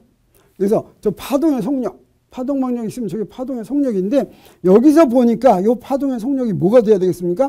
파동방정식부터 속력은 어떻게 이렇게 돼야 되겠죠. 그래서 그걸 한번 계산해 봤어요. 왜 그러냐면 빛의 속도를 측정하지 않더라도 입실론제라고 뮤제를 이미 다 알고 있는 거죠. 그래서 여기다가 저 계산하겠어요. 뭐 어떻게 해서 아느냐? 여기에 저건 뭐예요? 쿨롱 법칙이죠. 쿨롱 법칙 앞에 개수는 이렇게 되죠. 그 다음에 비오사바르 법칙 앞에 개수는 이렇게 됩니다. 그래서 이걸 갖다가 집어넣었어요. 집어넣어가지고 저기다 대입하는 겁니다. 대입했더니 저 계산했더니 뭐가 되냐. 2.99 곱하기 10의 8성 미터 퍼 세컨드가 되는데 이런 속도가 나왔는데 이 속도가 굉장히 눈에 익어요. 특히 당시에 19세기 말쯤 이게 눈에 익었던 이유는 뭐냐면 이렇게 빛의 속도가 같죠. 3 곱하기 10의 8성. 그런데 당시에 빛의 속도를 측정을 드디어 성공을 했습니다. 그래가지고 빛의 속도가 정확하게 얼마다라고 하는 걸 성공해가지고 막 당시에 유명했어요. 그런데 이게 딱 나온 겁니다. 이게 딱 나와서 그 얘기를 조금 해보겠습니다. 빛의 속도를 어떻게 알아냈냐면 광속 측정의 역사를 볼 것 같으면 빛이 움직인다라고 생각하고 빛이 뭔가 움직인다고 생각하고 재려고 시도한 사람이 갈릴레오였어요. 그런데 실패했습니다. 그 다음에 누구냐면 덴마크의 뢰머라고 하는 사람이 목성의 달을 보고서 빛의 속도를 이제 계산을 했어요. 근데 좀 작게 나왔어요. 2.27 이렇게 나왔어요. 그 다음에 1727년에는 브래들리라고 하는 사람이 별빛의 광차를 보고서 광속을 계산을 했습니다. 그래가지고 비슷하게 나왔어요. 그리고 드디어 피조라고 하는 사람이 실험실에서 진짜로 빛의 속도를 측정했습니다. 이따가 좀 설명하겠어요. 톱니바퀴를 이용해서. 그리고 나서 마지막으로 1862년에 푸코라고 하는 사람이 진짜 정확하게 측정을 했습니다. 그래가지고 2.99 곱하기 10의 8cm/s 이렇게 딱 나올 때 그때 그거가 유명했는데 맥스웰이 계산을 해보니까 좀 맥스웰 방정식에서 나온 게 이거하고 일치하니까 어떤 생각하게 됐어요? 빛이 전자기파일지도 모르겠구나 이런 생각하게 되겠죠. 그래서 그렇게 생각을 했다라고 하는 것입니다. 그래서 지금 이제 그 다음에 또 무슨 일이 벌어졌냐면 우리 빛의 속도는 측정해가지고 막 소수점이 많이 내려가지가 않고 딱 6개의 글자로 딱 얘기합니다. 어떻게 해서 그렇게 됐냐? 빛의 속도가 무엇보다도 변하지 않는 거기 때문에 국제도량형 총회에서 의결을 했어요. 그래서 어떻게 했냐? 1초를 광속의 요걸로 딱 만들었습니다. 그래서 아까 6개, 9개. 요것분의 1로 매초 요만큼 가는 걸로 딱 했어요. 1초를 이렇게 만들었어요. 광속을 해서 이렇게 정했습니다. 1초에 요만큼 가는 거. 여기 딱 떨어지게. 그래서 299,792,458m. 딱 이렇게 정했어요. 그래서 광속 진짜 값은 여기서 똑 떨어집니다. 요 9자리가 다 참값이에요. 이렇게 정했다라고 하는 것이죠. 이 광속을 기준으로 해서 1초를 정한 거예요. 1초를. 네, 그래서 광속은 딱 떨어지는 숫자다. 자, 갈릴레오는 어떻게 했냐면 빛이 굉장히 빠를 테니까 산꼭대기에서 좀 먼데 하려고 했어요. 그런데 어떻게 하냐면 여기 등불을 갖고 가서 등불을 착 벗기면서 깃발을 들었어요. 그리고 깃발 등거하고 등불하고 사이의 간격을 측정하려고 하는데 그걸 측정하지 못했습니다. 그래서 실패했어요. 굉장히 빠르다라고 한 거 알았죠. 그 다음에 이제 뇌먼은 어땠냐면 자, 여기에 목성의 달이 있는데 지구가 일로 갈 때 목성의 달이 목성에 가려서 안 보이는 시간 하고 지구가 일로 갈 때 달이 안 보이는 시간 그게 달랐어요. 그 차이로부터 이게 바로 광속 때문이다라고 생각하고 이 차이로부터 광속을 계산해냈습니다. 그런데 그렇게 많이 맞아 떨어지지는 않았지만 이 뇌먼은 뉴턴 시대 사람인데 굉장히 이제 유명했어요. 그래서 빛의 속도를 어느 정도 될 거다 이렇게 해가지고 빛의 속도를 측정한 사람으로 굉장히 유명했습니다. 그리고 그 다음에 브래들리라고 하는 사람이 나오는데 이 브래들리는 어때요? 이렇게 서 있을 때는 우선 이렇게 받치지만 갈 때는 이렇게 받치죠. 그래서 이건 뭐냐? 비가 유한한 속도로 떨어질 때 이렇게 해야 됩니다. 그래서 빛도 유한한 속도로 온다면 정지했을 때 이렇게 왔다고 한다면 움직이고 있다면 이렇게 좀 기울여줘야 되겠어요. 자, 이런 기울이는 정도를 가지고 빛의 속도를 계산해서 알아냈습니다. 그 다음엔 어떻게 했냐면 이게 피조라고 하는 사람인데 피조가 어떤 걸 이용했느냐? 짧은 시간 간격 재는 게 문제였죠. 그래서 톱니바퀴를 이용했어요. 그러니까 집에서부터 여기서 빛을 이렇게 보여줍니다. 보여주고 여기서 갔다 왔다 할 때 톱니바퀴의 그 다음 번 칸으로 가게 막 빨리 돌려주는 거예요. 막 빨리 돌려줘가지고 빛이 탁 보이면 그러면 왕복 시간을 계산할 수 있게 이렇게 했습니다. 특히 이 프랑스에서 여기 자기 집에서 어디까지 했냐면 몽마르트 언덕에다가 이렇게 거울을 달아놨어요. 여기 거리가 어느 정도냐면 약 8.6km 되는데 여기서부터 빛의 속도를 직접 측정을 했습니다. 그래서 상당히 정확하게 측정했어요. 그런데 톱니바퀴 대신에 푸코라고 하는 사람은 돌아가는 거울을 이용했어요. 이걸 이용했더니 훨씬 거리가 짧아도 측정할 수가 있었어요. 얼마 안 되면 여기서부터 여기까지 거리가 얼마 안 되더라도 그래서 물속에서도 측정할 수가 있어가지고 물속에서 빛의 속도는 진공에서의 속도보다 공기 중에서의 속도보다 더 느려진다라고 하는 것까지 알아내고 여기서 아주 정확하게 빛의 속도를 측정할 수가 있었다라고 하는 것이죠. 그래서 전자기파라고 하는 게 존재하는데 이 전자기파의 속도가 빛의 속도하고 같아서 맥스웰이 어떻게 상상을 했냐면 빛이 바로 전자기파에 속하는가 보나 이렇게 상상을 했는데 그것이 맞다라고 하는 것을 알게 됐어요. 그리고 이제 파동 중에서 파동을 어떻게 나눌 수가 있었냐면 역학적인 파동하고 그 다음에 전자기적인 파동하고 두 가지가 있다라고 생각할 수 있게 됐어요. 역학적인 파동은 매질의 진동이 전달되는 현상입니다. 전자기적 파동은 매질이 필요가 없어요. 매질의 진동이 아니라 전기장과 자기장이 이제 변하는 거죠. 그래서 역학적 파동은 횡파와 종파 두 가지가 있는데 그래서 이 역학적 파동은 매질이 없으면 존재할 수가 없죠. 처음에 전자기파라고 하는 게 나왔을 때 빛이 전자기파 파동일지도 모른다는 걸 알았을 때 파동은 매질이 반드시 있어야 된다고 생각했기 때문에 19세기 말 20세기 초에 사람들이 전자기파의 매질 또는 빛의 매질도 찾으려고 노력했습니다. 근데 전자기파의 매질은 필요가 없다라고 하는 걸 알게 됐어요. 사실은 전자기파는 전기장과 자기장의 세기를 바꾸면서 가기 때문에 이건 매질이 필요 없습니다. 또 횡파입니다. 그런데 전자기파에 대해서도 매질이라는 얘기를 하긴 합니다. 전자기파가 지나가는데 뭐가 있으면 그걸 갖다가 그냥 전자기파의 매질이다 이렇게 얘기한다라고 얘기할 수가 있겠어요. 그러면 전자기파는 전기장도 전자기파 만족하고 자기장도 전자기파 만족하죠.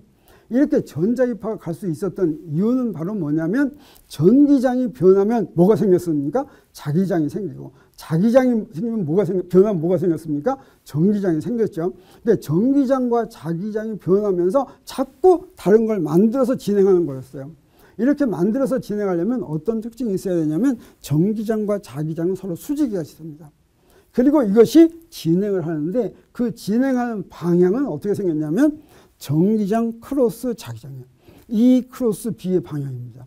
요걸 갖다 요 벡터를 이런 벡터를 뭐라고 부르냐면 포인팅 벡터라고 그래요. 포인팅은 포인트 한다는 뜻이 아니라 사람 이름이에요. 맥스웰 방정식에서 바로 유도할 수가 있습니다. 그래서 전자기파는 이런 방향으로 가고 이 포인팅 벡터의 크기는 바로 뭐냐면 전자기파에서 에너지가 날르는 그 날르는 에너지가 바로 이거와 비례한다 이렇게 얘기할 수가 있어요. 그래서 포인팅이 맥스웰 방정식에서부터 이걸 유도를 했습니다. 그런데 이 전자기파는 스펙트럼이 있는데 스펙트럼이란 전자기파를 진동수별로 펼쳐놓은 겁니다. 그래서 진동수별로 펼쳐놨더니 어떻게 됩니까? 자, 이렇게 되는 거예요. 이게 전부 다 똑같은 전자기파예요. 이놈들이 다 똑같은 속도로 진행해 갑니다. 그래서 파장이 길면 진동수는 작아지고 파장이 짧으면 진동수가 커집니다. 그래서 빛은 여기쯤 해당한다면 자, 이놈은 몇백 나노미터 정도의 길이가 되죠. 파장이. 그 다음에 파장이 굉장히 짧으면 이제 X선 이러면 그건 몇 나노미터. 그 다음에 0.몇 나노미터 그러면 감마선이 됩니다. 그 다음에 라디오파 그러면 몇 센티미터. 그 다음에 그 장파 그러면 막 킬로미터 이렇게 가는 이런 파장별로 전자기파를 쭉 늘어놓을 수가 있습니다. 가시광선도 나누는데 파장별로 그 가시광선을 파장별로 나누면 그게 뭐가 됩니까? 색깔이 되죠. 이 색깔이 사실은 파장별로 컨티뉴어스 연속적으로 있는데 이것을 7가지로 빨주노초 파남보로 누가 나오냐면 뉴턴이 이렇게 구분을 해놨습니다. 파장이 얼마부터 얼마까지는 무슨 색, 얼마부터 얼마까지는 무슨 색 이렇게 한 것인데 실제로는 연속적인 걸 이렇게 나눠가지고 이렇게 편리하게 알 수 있도록 만들어 놓은 것이죠. 이 전자기파의 속력은 어때요? 매질에 의해서 결정이 된다고 그랬죠. 그래서 아까 말한 전자기파의 속력은 이것은 진공 중에서의 속력입니다. 그래서 이 진공 중에서의 속력은 입실론 제로, 뮤 제로 해서 루트 씌운 거분인데 이게 매질이 달라지면 그때 저 유전율과 투자율이 달라지는 거예요. 그때 그 유전율과 투자율을 곱해서 제곱근을 취해서 역수로 만든 거 이게 바로 그 매질에서 전자기파의 속도다 이렇게 이야기할 수가 있습니다. 그리고 이 전자기파의 속력은 진공 중에서 제일 빠르고 매질이 있으면 늦어지죠. 전자기파의 진공 중에서는 이렇게 되는 거 우리가 잘 알았죠. 그런데 마지막으로 이제 아주 재미있는 게 있습니다. 하늘에서 전자기파가 들어오는데 사실은 전자기파 중에서는 우리 몸에 해로운 것도 많죠. 근데 그 전자기파 스펙트럼 쭉 있는 데서 해롭지 않은 게 뭐밖에 없냐면 가시광선하고 라디오파밖에 없습니다. 나머지는 다 해로워요. 네. 근데 놀랍게도 무슨 일이 벌어지냐면 이게 대기권인데 대기권에서 해롭지 않은 것들은 통과시키고 그 다음에 해로운 것들은 전부 다 흡수하거나 반사시켜서 지구까지 도달하지 않게 만듭니다. 그래서 여기에 감마선, X선, 자외선 이런 것은 어때요? 대기 상층권에 의해서 차단돼요. 전부 다 반사돼요. 들어오지를 못합니다. 그래서 우리가 망원경도 만드는데 요새는 가시광선만으로 망원경을 만드는 것이 아니라 모든 종류의 전자기파를 다 가지고 망원경을 만들어서 하늘을 관찰합니다. 그랬을 때 감마선 망원경도 있어요. X선 망원경도 있어요. 이런 건 다 어떻게 해야 되냐? 대기권 바깥에 띄워야 되겠어요. 인공위성으로 만들어서 띄워야 되겠어요. 그래서 인공위성으로 이렇게 만들어서 띄웁니다. 근데 가시광선으로 만든 건 어떠냐? 그거는 흡수하지 않아요. 대기권이 흡수하지 않고 우리한테 다 보냅니다. 그래서 그건 우리 지상에다 만들어도 되겠어요. 근데 놀랍게도 그 사이, 가시광선에다 통과하는데 그 사이에 있는 거, 적외선 있죠? 적외선도 공기 중에서 대기권에서 다 흡수해요. 그래서 적외선 망원경도 어떻게 해야 되냐? 네, 인공위성으로 띄워야 되겠어요. 그 다음에 또 하나 뭐가 있냐면 이 라디오파. 라디오파는 그대로 들어옵니다. 그래서 혹시 외계의 생명체가 있어가지고 우리한테 통신한다면 그것은 이 대기를 통해서 다 우리한테 들어온다. 이렇게 얘기할 수가 있어요. 근데 아주 라디오파 중에서 장파는 들어오지 않고 차단이 된다라고 하는 거죠. 그래서 보면 막 이렇게 생각할 수가 있겠어요. 우리가 지금 보면 전자기파 중에서 뭐만 우리 눈으로 볼 수가 있습니까? 가시광선만 우리 눈으로 볼 수가 있죠. 사실 태양에서 오는 빛을 갖다가 스펙트럼을 복구했으면 우리 흑체 복사 전에 한 적 있죠. 그 흑체 복사 스펙트럼에서 태양빛에서 제일 센 게 뭐냐면 바로 저겁니다. 가시광선입니다. 그래서 가시광선은 그리고 어때요? 우리 대기권을 통해서 우리한테까지 오기 때문에 그 가시광선에서도 살아남는 그런 생물만 지구 표면에서 살아남지 않았는가 하는 그런 생각이 듭니다. 그런데 동굴 속에서 가시광선은 별로 안 봐도 살 수 있는 바퀴 같은 건 어때요? 어떤 것도 잘 봅니까? 어떤 걸 잘 보냐면 이런 그 초단파 이런 것도 잘 보죠. 네. 뭐 적외선도 잘 보고 뭐 이렇습니다. 자, 그런 걸로 잘 보는 그런 것도 살아남을 수가 있다고 하는 것이죠. 그래서 우리 맥스웰이 맥스웰 방정식을 풀어가지고 전자기파의 존재를 예언해서 그 전자기파가 사실은 오늘날 첨단 과학기술 문명에 굉장히 큰 역할을 하고 있다. 맥스웰이 살아있는 동안에는 전자기파가 진짜다라고 하는 걸 실험으로 증명이 되지 않았습니다. 맥스웰이 빨리 죽었다고 그랬죠. 맥스웰이 이 이론을 발표하고 나서 암 걸려서 죽은 다음에 맥스웰의 전자기파 이론이 나온 다음에 20 몇 년 있다가 헤르츠라는 사람이 실험으로 진짜로 전자기파를 비로소 만들 수가 있었습니다. 그래서 오늘날 이제 20세기에 와서 현대 물리가 발달하면서 자, 이것까지 다 될 수가 있었다라고 하는 것이죠. 그래서 이렇게 해서 이제 고전 물리학, 역학과 전자기학의 고전 물리학을 이 시간으로 다 마치도록 하겠습니다.